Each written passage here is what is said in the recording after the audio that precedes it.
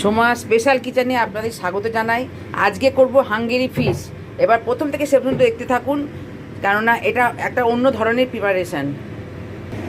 আচ্ছা, এটা আমার সাদা তেলটা গরম হয়ে গেছে। আমি সাদা তেলে মাছটা নুন হলুদ দিয়ে মাখানো মাছটা ভেজে নিচ্ছি। এই আমি নুন হলুদ দিয়ে মাখানো মাছটা ভেজে নিচ্ছি।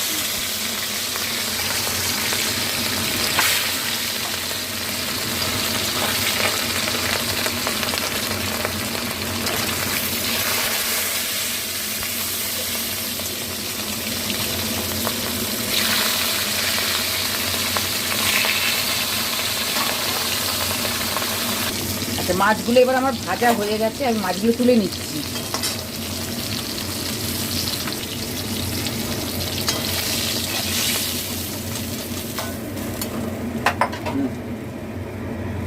এই মাছ ভাজার তেলেতে আমি রিং করে কাটা এই পেঁয়াজগুলো আমি হালকা করে ভেজে তুলে নেব।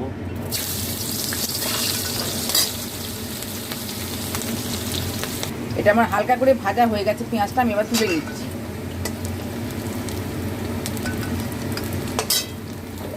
আচ্ছা, এই তেলেতেই আমি এবার গোটা গরম মশলা আর তেজপাতাটা ফোড়ন দিলাম। দিয়ে এই আদা পেঁয়াজ আর রসুন এটা আমি বাটাটা আমি এর মধ্যে দিয়ে কষে নেব। আচ্ছা, এর মধ্যে আমি একটুখানি গুঁড়ো লঙ্কা দিয়ে দিচ্ছি। এটা একটু মিষ্টি মিষ্টি হয়, এটা ঝাল হয় না বেশি। আচ্ছা, এতে এবার নুন পরিমাণ মতো নুনটা দিয়ে দিচ্ছি, আর এই একটা কাঁচা লঙ্কাটা দিয়ে দিলাম।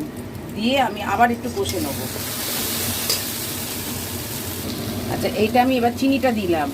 চিনিটা দিয়ে আর এই যে দুধ, এই দুধটা আমি অর্ধেকটা এখন দেবো। দিয়ে ফুটে গেলে মাছগুলো দেবো।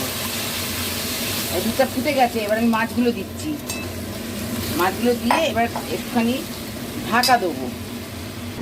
আচ্ছা, এবার আমি হয়ে গেছে, এটা ঢাকাটা খুলে আমি এর মধ্যে আর বাকি দুধটা দিয়ে দিলাম। এবার এটা দারচিনি এটা গুঁড়ো করে রেখেছি, দারচিনিটা আমি গুঁড়ো করে রেখেছি, এটা দিয়ে দিলাম। আর এতে দিলাম একটু বাটার,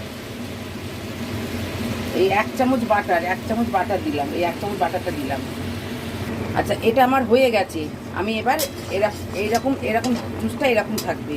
এবার আমি এটা নামিয়ে নিচ্ছি। আচ্ছা, এইটার মধ্যে এবার আমি এই পেঁয়াজ রিং করে ভাজাটা ছিল এটা এবার দিয়ে দিলাম। এই দিয়ে দিলাম, ওপরে সব দিয়ে দিলাম।